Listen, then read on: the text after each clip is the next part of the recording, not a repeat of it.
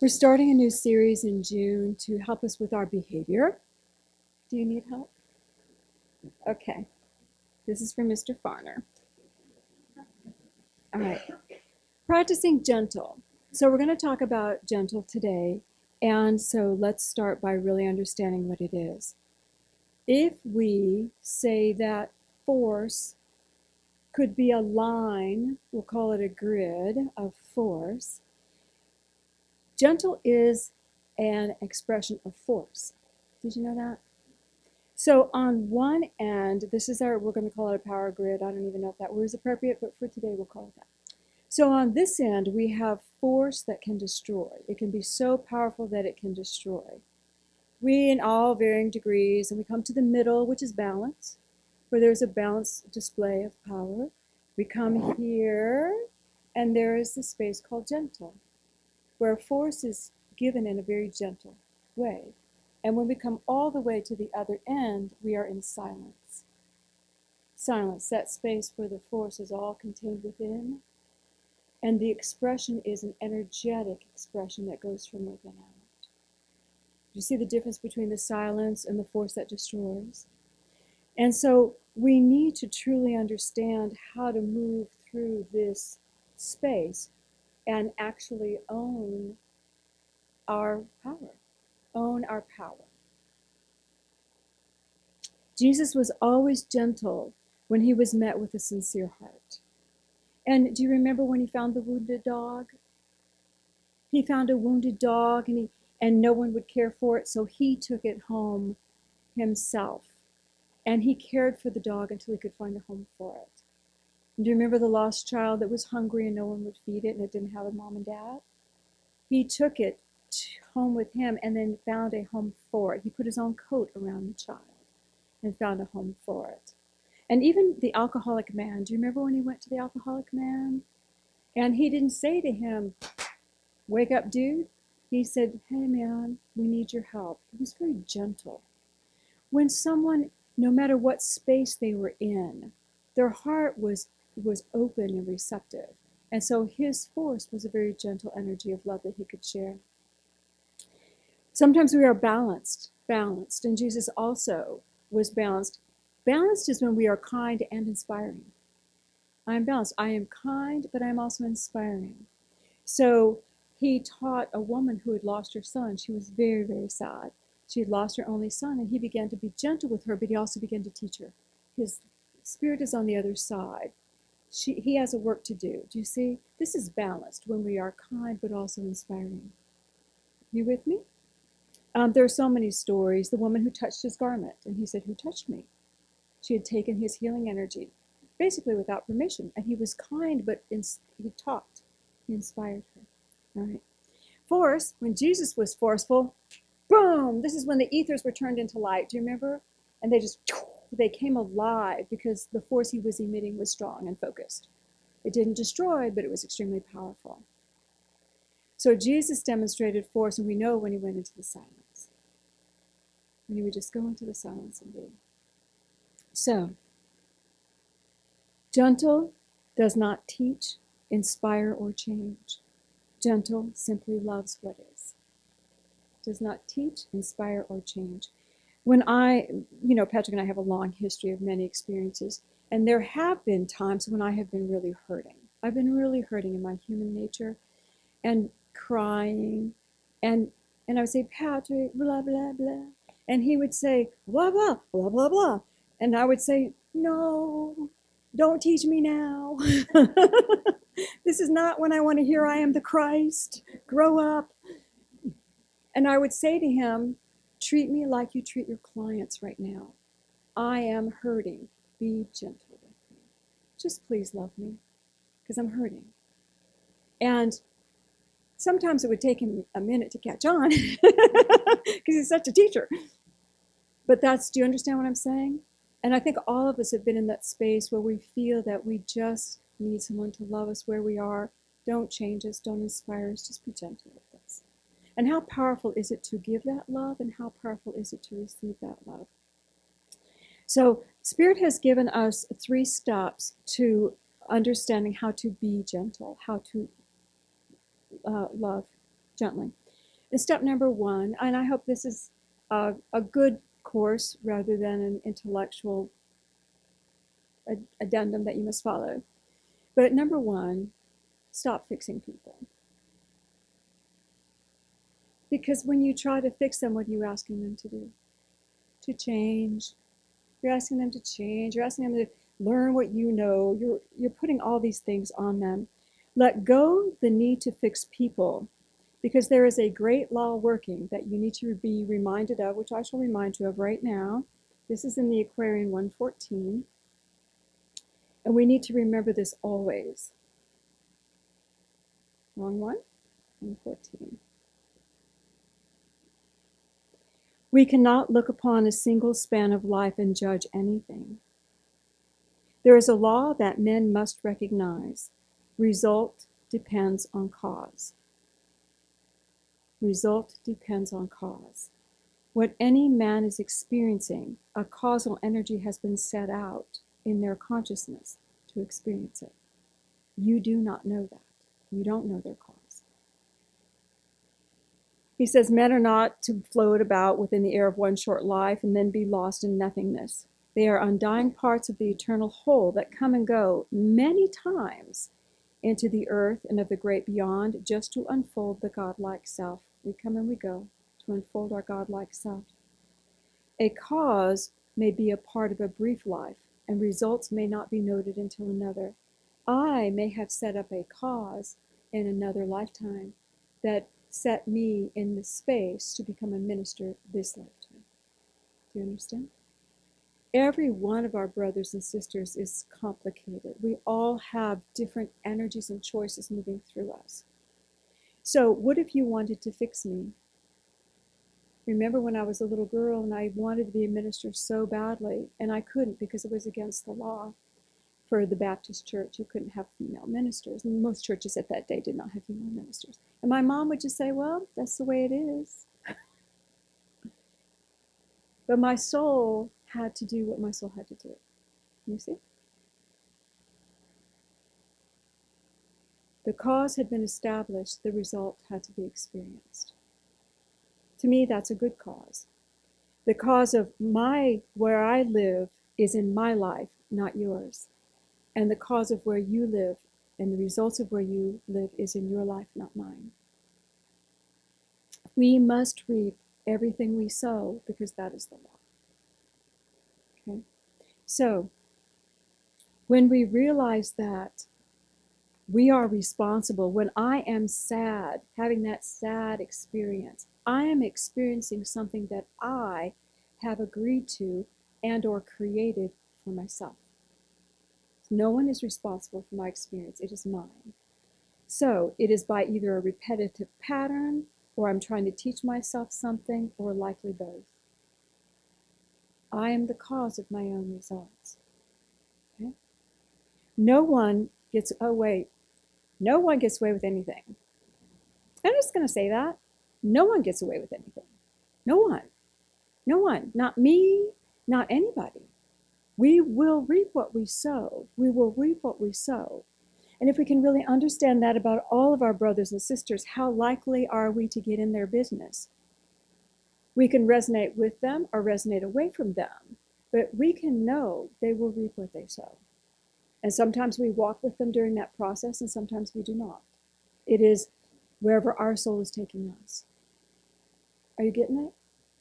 This is another way of saying God's in charge. And he gave the children the creative power to have their experiences. We don't know why someone does or is the way they are. So, no one gets away with anything. So, inventory yourself, not right now, but in a minute, and see what you're trying to get away with. Just inventory yourself and start working with that. Our acts, however, can be forgiven when our mindset changes.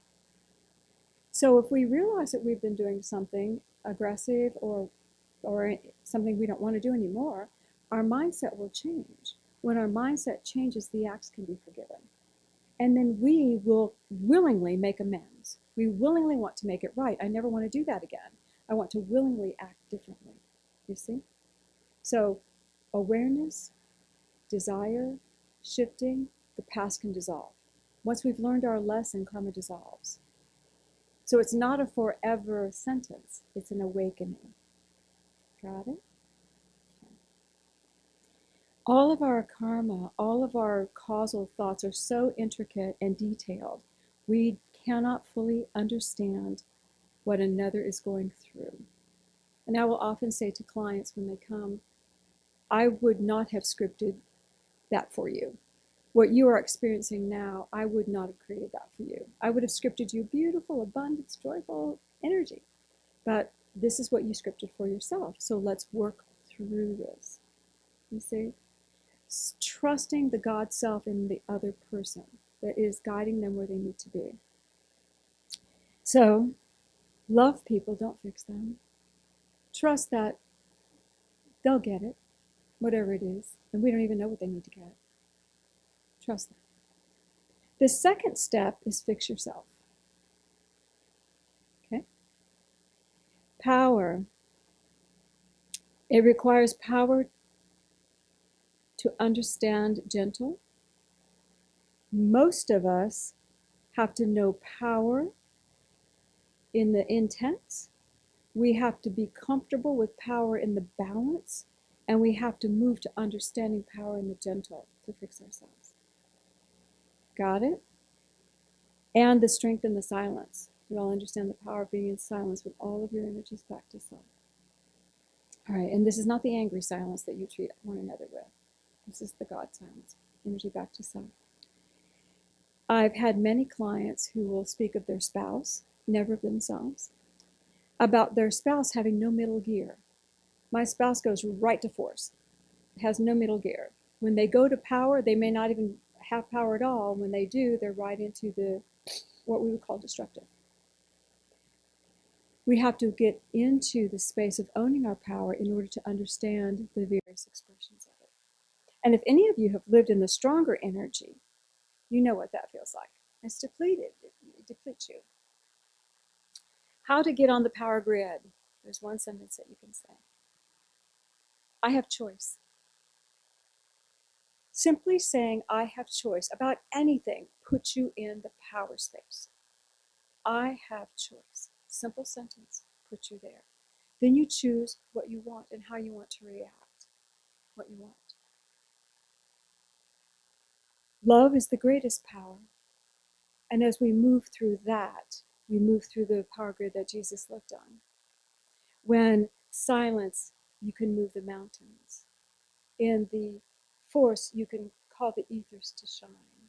And everywhere in between, God love moves. As we look at fixing self, think of being on that line of energy and think about how you treat yourself. So, when we know the gentle, the first person that we have to be gentle with is self. All right. I wanted to tell you this as well, just so you can be aware of your own energy. Have you known anyone who is so unhappy with their life, so unhappy, so critical, so complaining, so blaming the world that you could not feel their love for you? This is someone stuck on the power of force. But I want you to realize you could not feel their love for you. When you're with someone intimate or someone that you care for and they go into that space of aggression, do you feel their love for you? And what's your first thought? How did I get here and why am I here? How did this happen? How did this aggression happen? Because I wasn't feeling it. If you are experiencing that, so is everyone when you're in your power display. So is everyone. No one can feel your love. You understand? You can't fix the one that's powering out at you, but you can become aware, oh, they're not feeling well. I certainly am not feeling their love either. So what do I get to do? And choose. I choose. I can send love or I can send love and walk away. I choose. But I want you to become aware of how stark it is, how the stark difference between the powering out outside of love, and being in love. And then we want to inventory self. All right. Because we don't want to put energy out that destroys the world. We want to put energy out that builds the world. So, moving into the gentle space of love while we're fixing self. Love self. So, the gentle space, remember, is love without inspiring, love without teaching, love without correcting. So, how does that look when we're hurting? Going into the gentle space. I am so sorry you're experiencing this. I am so sorry you're hurting. I am so sorry we created this. But I love myself. I can hold myself. Even see that part of you that's upset as a separate part of you, so you can talk to it. See the angry self looking at you. See it doing its thing. And just send love. I love you. I'm not fixing you. I'm not talking to you. I'm simply loving you. If I can love you now and just hold you and tell you it's going to be okay, put my arms around you, hold you into my heart, this is the most gentle, healing space you can do for you. Gentle. So, what if we realize that maybe we have been someone at the other end of the spectrum powering out at people with our words? When we see that, how do we employ gentle there? The minute there is awareness, you stop. Oh, I am so sorry. I'm so attached to this belief I have. I'm so sorry. I'm throwing all my energy. What am I looking for? I'm so sorry. Don't even try to heal it. Just bring it in. It's okay. You're okay. I love myself. I love myself. I love myself. And just pull that energy back. Can you feel it? And I know there are times when it's hard to do. That's when we look to somebody else and say, just be gentle with me, you know? But as we have awareness that we have the power to do it, we can do it. Being gentle with self. All right. I love myself exactly as I am, and together we can grow. Together, this part of me can grow. This sad part of me can grow. The lonely part of me, the hurt part of me. Together, we can grow. We are repeating patterns we learned. We just need to grow. Come on, I love you. Pull it in. Got it? And then you wake up the next day, and that part of you is ready to go. Like, okay, let's go. Let's use some power for good. Let's do something good in the world. And you'll feel that creative energy beginning to move through you. And you will be more whole. Do not fix others, fix self. Love heals all wounds. I choose love, I can experience love, and I am lovable. Oh, I am lovable. You didn't know that about me, did you? I am lovable. Are you lovable? I am lovable. That's one of the hardest things for us to say.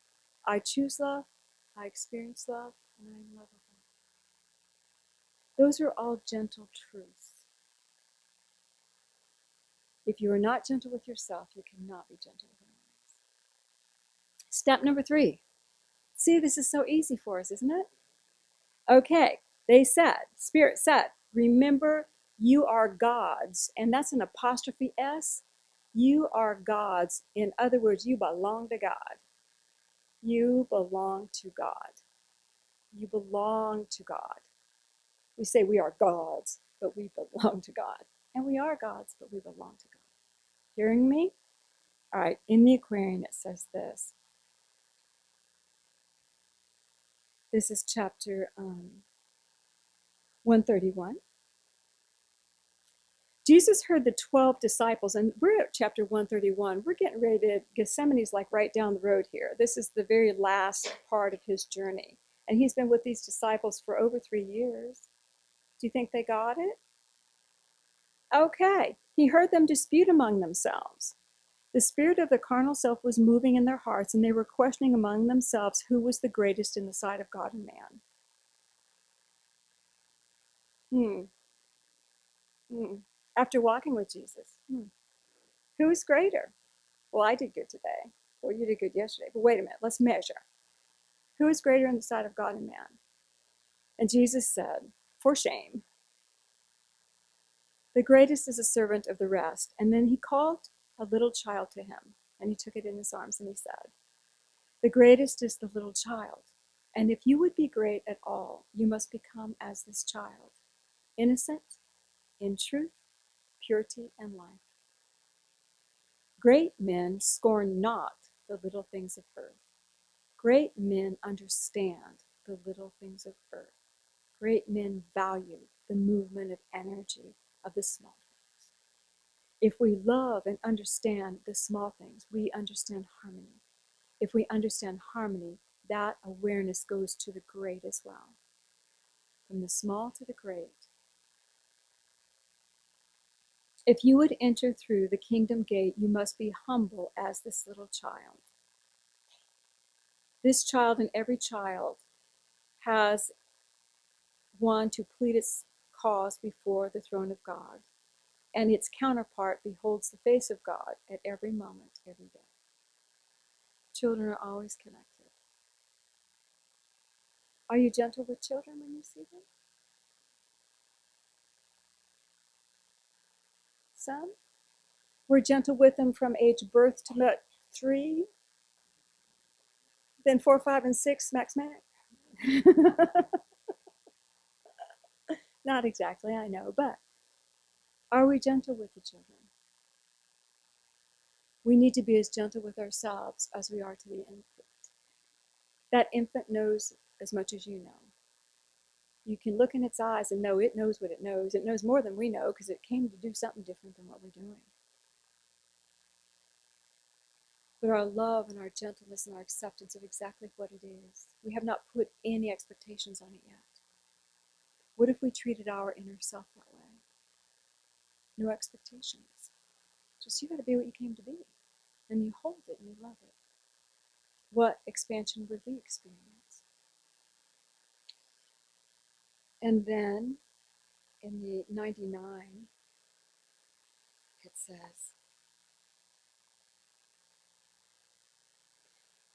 very famous, you guys all know this. Behold the birds, they praise God in their song. The earth is made more glorious by their ministry, and God holds them in the hollow of his hand. Not a sparrow falls to earth without his care. Behold the flowers, they trust in God and grow, and they make the earth resplendent with perfume and beauty. And the lilies of the field, the messengers of holy love. None were ever clothed like one of these. They trust in God and feed out of his hand. If God so clothes and feeds the flowers and the birds that do his will he not feed and clothe his children when they trust in him? Seek the kingdom of the soul, the righteousness of God, the good of men, and murmur not. And God will feed, clothe, and protect. We are treated very gently by our Creator. The love that God has for us is a gentle, gentle spirit that flows always. Whether we feel it or not is our capacity to receive. And if we are surrounding ourselves with voices that yell at us or make us feel unloved, how can we hear God? If we are not loving gently the inner part within us, how can we hear our Father, Mother God? Gentle.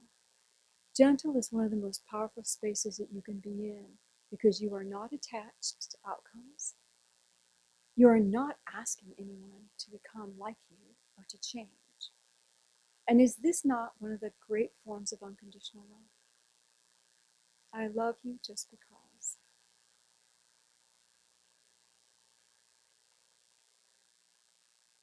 God is gentle with us. We need to remember we are his children. 3 steps. Don't fix people. Fix yourself. And remember you are God's. You are spirit. You are God's. Let's go with him.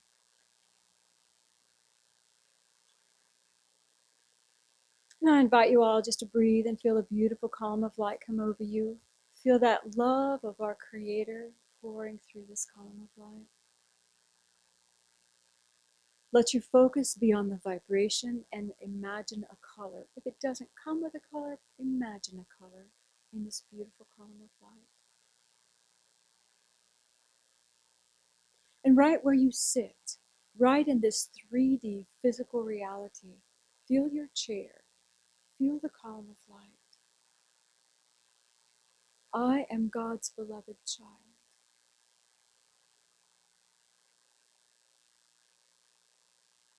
I am lovable, and God loves me. And feel the beautiful colors of the column of light begin to permeate who you are. And open your heart to feel the silence of God, the love of God pouring through you.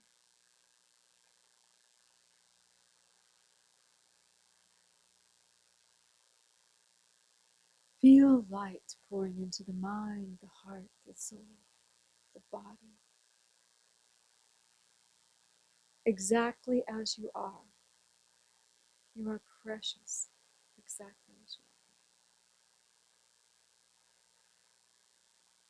And in your mind's eye, or you may even do it physically, hold your hands up, just palm up, and say, feed me, God. My father, my mother, that which I need, bring to me. Without thought or agenda, I receive. For I am your precious child.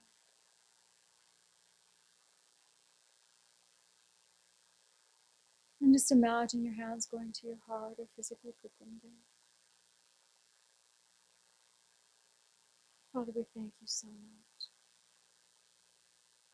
We thank you for the light that you bring and the light that Jesus brought to humanity. The gentle love of the I am. Feel that gratitude. And I want you to take a breath, and as you do, feel your heart center growing. Now we're going to take one more breath, and we're going to send this love to mankind. Deep breath in.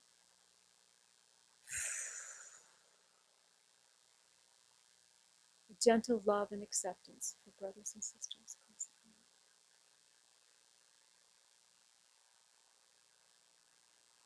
And life is good. We love you, God, and we are so very grateful. And so it is. Feel your chair, feel the energy around you. And you are God's. And when you're ready, you can open your eyes.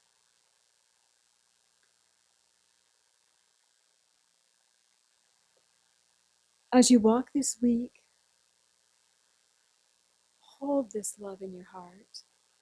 Most of us, when we're trying to learn a lesson, will actually call to us an event that is slightly uncomfortable so we can apply this new tool. If that happens to you, bring out your tool quickly. Ah, I called you forward to yell at me so I could feel gentle. Oh, thank you. Yay, God.